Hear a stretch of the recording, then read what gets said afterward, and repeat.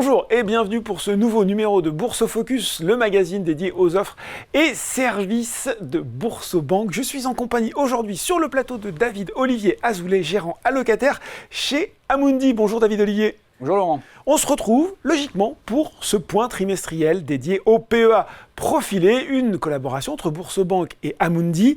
On va rentrer tout de suite dans le vif du sujet sur ce troisième trimestre qui s'est achevé. On a l'impression, quand on le regarde comme ça, qu'il a été plus compliqué, plus complexe que les précédents sur les marchés actions, notamment en termes de volatilité avec, il faut quand même le dire aussi, une orientation plutôt baissière.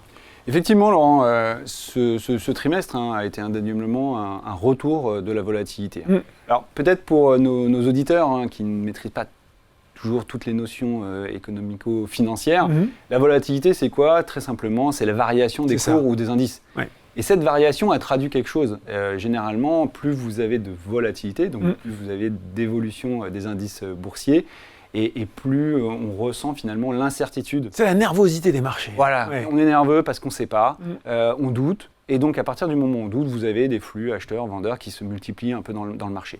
Cette volatilité, donc, elle traduit cette manque de discernement peut-être de certains investisseurs, et donc ça nous amène à avoir des marchés qui décalent. Donc là, clairement, on peut le dire assez facilement. Il y a eu une correction sur cet été. Les marchés ont baissé. Globalement, l'indice phare, le CAC 40, a fait moins 3,58%. Cette baisse et cette volatilité, elle est commune à l'ensemble des indices, des gros indices. Que ce soit aux US, dans les pays émergents. Et l'indice mondial lui-même a corrigé sur cette période. Alors, c'est un peu moins vrai aujourd'hui. Il n'empêche que durant ce troisième trimestre, ça a baissé, vous l'avez dit. Et en même temps, on a l'impression que finalement, le CAC 40 était assez borné, si je puis dire, entre à la baisse les 7000 points et à la hausse les 7500, quoi. Exactement. On a un indice qui a finalement oscillé dans un range, dans des bornes. Dans un couloir, si on le dit en bon français, voilà. Je m'attache souvent à essayer de franciser tous nos propos. Effectivement, voilà, on était dans des bornes de 7005, 7000. Là, sur cette période, sur ce troisième trimestre, la correction, elle est venue au plus haut. On était autour des 7400 points. On a atterri à 7158 points. Donc, vous voyez, on est bien sur cet écart. Et on n'était pas habitué. Oui. On n'était pas habitué parce que finalement, le gros de la performance de l'année, elle s'est faite en quelques semaines sur ce début d'année 2023. Et donc finalement, après cette hausse assez importante, assez impressionnante qu'on a eue sur ce premier début d'année, finalement, mis à part peut-être SVB, cet événement de marché suite à des défaillances de banques régionales américaines, finalement, on était toujours dans cette tendance-là. C'est vrai que là, ce retrait, il est quand même assez important, mais bon, il n'y a pas non plus, c'est rien de méchant. Pourquoi cette consolidation? Alors certes, l'été, c'est aussi traditionnellement le moment où il y a les publications d'entreprises. On n'a pas l'impression qu'ils étaient si mauvais que ça. Qu'est-ce qui explique soudain cette défiance des investisseurs, en fait? Alors, je suis venu vous voir sur ce plateau début juillet pour vous faire une présentation des performances du deuxième trimestre. Profilé, Exactement. Et j'avais quand même des propos un peu plus prudents sur l'avenir, et notamment sur l'été, que j'avais précisé que ne seraient pas des vacances pour tout le monde. Ça a été un peu le cas. C'était une grosse période de publication. On attendait des chiffres de la consommation, des chiffres de production, des chiffres de l'emploi aux US et en Europe, et surtout les chiffres d'inflation, également sur les deux côtés de l'Atlantique. Finalement, qu'est-ce que nous disent ces chiffres? Ils nous disent que l'économie américaine est très résiliente. Elle est résiliente parce qu'elle a aujourd'hui une confiance des consommateurs qui est quand même encore élevée. On a un emploi robuste. Qui reste très fort. Très fort. Oui. Et ici ou là, nous avons vu des relances budgétaires qui ont favorisé l'investissement. Alors, cette résilience, elle est aussi dans une séquence de hausse de taux importante. Ça fait 18 mois que la Réserve fédérale américaine, la Banque centrale américaine, a relevé progressivement ses taux. Remonte, voilà. Et malgré ce contexte, on a encore une économie qui est résiliente. Ce n'est pas forcément le cas en Europe. où là, du coup, on a eu quelques indicateurs manufacturiers, donc des productions qui étaient plus décevantes, des chiffres qui marquent une détérioration. Et c'est valable principalement pour des pays comme l'Allemagne ou l'Italie, qui sont très industrialisés. Il y a également un élément qu'il faut rappeler. Sur ce troisième trimestre, nous avons eu une hausse spectaculaire du Brent. Alors le Brent, c'est pétrole de la mer du Nord, exactement. Indice de référence, un des indices de référence. C'est un des indices de référence, mais c'est l'indice de référence pour l'Europe. Donc c'est important de bien suivre cet indice-là. Et le pétrole a progressé de 27% sur le troisième trimestre. On est passé de 74 $ à 95 $. Et ça, c'est un sujet puisque c'est de l'inflation importée. Donc la Banque Centrale Européenne a dû agir à nouveau. Elle a augmenté encore ses taux 2 fois, en juillet et en septembre. Et donc elle est toujours aux manœuvres pour pouvoir lutter contre l'inflation. Donc cette situation, elle amène à quoi et c'est ça qui est important de voir pour le troisième trimestre, c'est que finalement, les investisseurs ont intégré cette idée que les taux vont être élevés plus longtemps. Alors on peut dire en anglais. Higher for longer, exactement. Donc au mot de Jérôme Powell, plus haut, plus longtemps. Plus haut, plus longtemps. Et donc ça a eu évidemment des conséquences sur le marché obligataire. Et le marché obligataire, il n'est pas indissociable du marché action. Ce sont des marchés qui sont parfois corrélés, décorrélés, c'est ce qu'on expliquait aussi, on a eu l'occasion d'en parler sur ce plateau. Et là, effectivement, des taux qui montent constamment, ça a un impact indirectement sur les marchés actions. Et donc tout ça a entraîné évidemment des corrections. C'est ce qu'on a expliqué tout à l'heure. Bah oui, et là, les gens qui nous regardent disent, bon, c'est parfait, là, on a un contexte très exhaustif de ce qui s'est passé. Nous, ce qu'on veut savoir, c'est comment David Olivier, il a manœuvré dans tout ça pour gérer l'allocation de différents mandats. Alors, effectivement, cette contre-performance du marché action a érodé une partie des performances que l'on avait réussi à capter sur ce début d'année.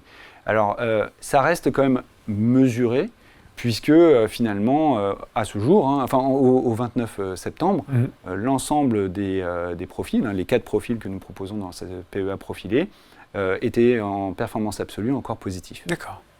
Alors justement, on est maintenant un an, presque jour pour jour, du lancement du PEA profilé par Boursorama en collaboration avec Amundi. Au moment de souffler les bougies du gâteau, quel premier bilan on peut en tirer ? Alors, c'est une très bonne question. Alors, c'est difficile de faire encore, il est peut-être un peu trop tôt pour faire un bilan sur l'année 2023, mais par contre, c'est vrai que cette question, elle doit se poser.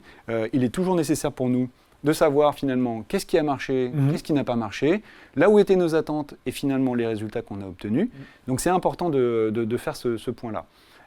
Nous, ce que l'on avait en tête, on avait des thèmes, des grands thèmes qui devaient porter l'année 2023. D'abord et avant tout, des banques centrales déterminées à lutter contre l'inflation, au risque de casser la croissance. De détériorer les économies des pays développés. On avait un autre thème qui était aussi qu'on tenait à cœur et sur lequel on avait une confiance relative, qui était évidemment la reprise de la croissance économique chinoise. Alors, force est de constater, c'est que nous avons été surpris par un certain nombre d'indicateurs, notamment, et on l'a évoqué, la résilience de l'économie américaine, avec une économie très forte, un marché action, un marché financier qui tient bien, malgré toute cette politique de hausse. On a également été surpris, finalement, et déçus par la contre-performance de la Chine, qui s'est finalement enlisée dans une situation où l'immobilier a été... est quand même en crise, on peut le dire. En crise, et sur lesquels on attend encore aujourd'hui. Puis des relances, finalement, on s'attendait à un grand plan, David Olivier, puis finalement, c'est des relances très ciblées, des petits gestes qui finalement, des mesures de soutien que certains jugent insuffisantes, en fait. C'est ça. C'est pour ça qu'aujourd'hui, on attend encore de ce côté du monde, que la Chine puisse peut-être développer des plans de relance plus significatifs pour enrayer cette fameuse crise immobilière. On sent quand même toujours beaucoup d'incertitudes sur le marché actions. Quels sont vos scénarios privilégiés dans les mois à venir et quelles conséquences concrètes, là aussi, ça aura sur la gestion des différents mandats? Je pense aussi, bien sûr, ce grand choix à faire entre les obligations et les actions. Effectivement, bon, pour le moment et dans le contexte actuel, on va conserver un biais légèrement prudent pour les semaines à venir. Ce qui se passe au Moyen-Orient, au-delà de la catastrophe humanitaire, c'est un élément qu'on va prendre en considération, qui va nous permettre aussi de regarder peut-être un peu plus loin que ce trimestre qui vient de s'écouler et qui va peut-être rebattre un peu les cartes d'ici le quatrième trimestre. Nous avons besoin de déterminer finalement comment l'économie américaine va atterrir. Alors, on a une image qui circule souvent. On voit un peu cet avion qui est l'économie américaine, qui représente finalement la croissance des États-Unis et qui est un peu tiraillé par l'inflation. Donc, on ne sait pas comment finalement cet avion va atterrir. Ce fameux soft landing, l'atterrissage en douceur. Nous pensons que certains indicateurs aujourd'hui nous laissent penser que les États-Unis puissent encore connaître un niveau de risque élevé sur une récession potentielle. Un landing qui ne serait pas si soft quand je vous écoute. Pas si soft que ça. D'accord. En tout cas, en ce qui concerne les valorisations aux États-Unis, elles nous semblent vraiment trop élevées. D'accord. Pour pouvoir revenir aussi aujourd'hui dans cette zone économique. Donc c'est une zone qu'on met de côté pour le moment. En ce qui concerne la zone euro, là, on a des niveaux de valorisation qui sont plus attrayantes, mais on a malheureusement une dégradation de la situation économique. Donc, ce contexte, effectivement, ne nous donne pas forcément des envies fortes de revenir sur ces zones, mais je souhaite quand même le préciser et j'ai à cœur de vouloir trouver peut-être quelques points, des points d'entrée sur les marchés pour pouvoir réallouer un peu les portefeuilles. J'ai tenu des positions relativement prudentes sur une partie de l'année. J'ai les moyens d'augmenter les actifs risqués, certaines positions. Ouais. Et je sais que le contexte qui se présente à moi dans les quelques semaines qui arrivent sera peut-être le moyen de renforcer ces allocations. Il y a un autre côté. Il y a un autre biais qui est important et qui est les positions obligataires que l'on détient dans les portefeuilles également, sur lesquelles aujourd'hui, je les ai réalisées il y a quelques semaines, j'ai acquis un certain nombre de positions sur des actifs obligataires dont les rendements me semblent aujourd'hui attractifs. Et on constitue aujourd'hui des positions pour un rendement futur pour les portefeuilles. Et voilà, un contexte qui reste exigeant pour les actions, mais avec peut-être des points d'entrée. Et puis, l'attrait retrouvé, ça ne surprend sans doute pas les gens qui nous regardent, de l'obligataire. Merci beaucoup pour ces explications, David Olivier Azoulay, gérant allocataire chez Amundi pour le PEA profilé Boursorama. Et on se retrouve en début d'année prochaine. On fera le bilan de cette année 2023. Avec un grand plaisir, Laurent. Bourse au Focus, c'est fini pour aujourd'hui, mais on se retrouve très bientôt pour un nouveau numéro.